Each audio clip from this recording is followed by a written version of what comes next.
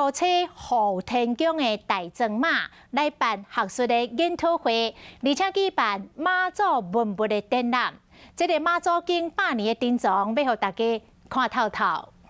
五车昊天宫以大道中宝53庄昊天宫建庙300年做主题，举办学术研讨会。借着这一次研讨会，把我们过往历史的一些关键因素，那么兴衰过程我们向全台湾的妈祖信仰者